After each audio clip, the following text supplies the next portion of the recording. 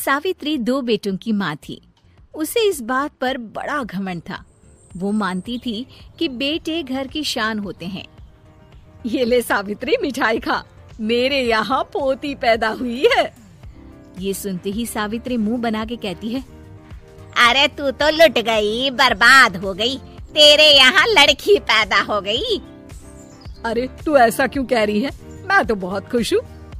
अरे जब तेरी पोती के पीछे तुझे खर्चे पर खर्चे करने पड़ेंगे ना, तब ये तेरी सारी खुशी गम में बदल जाएगी। पहले लड़की की पढ़ाई लिखाई का खर्चा, फिर उसकी शादी का खर्चा। अरे आजकल की शादियाँ कितनी महंगी हो गई है। गहने बनाओ, लाखों रुपए पानी की तरह बह जाते हैं। लड़कियाँ तो सिर्फ खर्चा करवाने के लिए ही पैदा होती हैं। इस तरह लड़कियों के प्रति अपने विचार व्यक्त करते हुए सावित्री ममता को लंबा चौड़ा भाषण देके चली जाती है।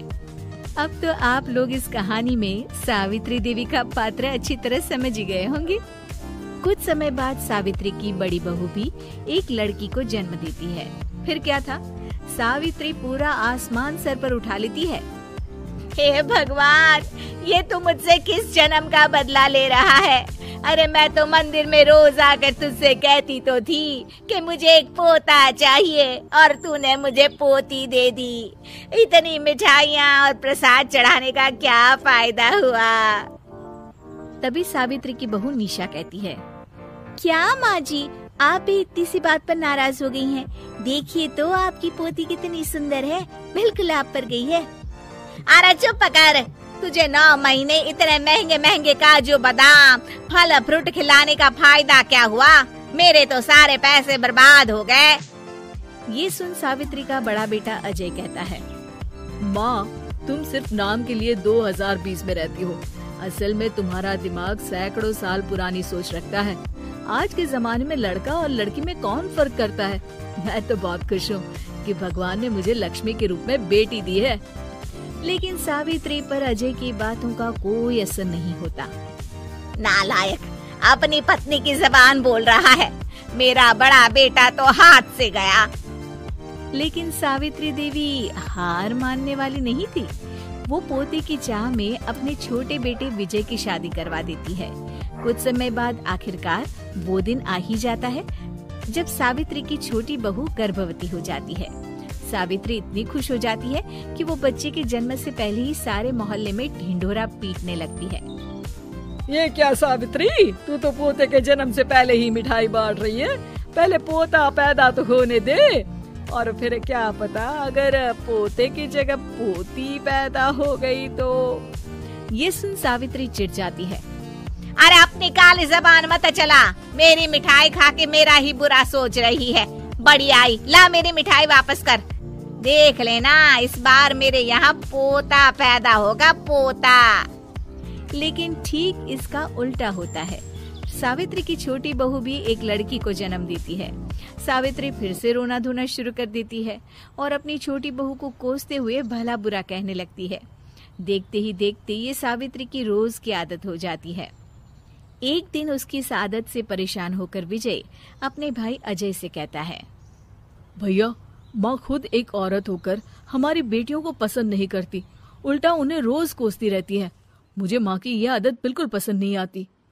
अरे तू ठीक कहता है, मैं भी अब माँ से तंग आ गया हूँ। अच्छा, तो अब तुम दोनों इस तरह पीठ पीछे मेरी बुराई भी करने लग गए हो?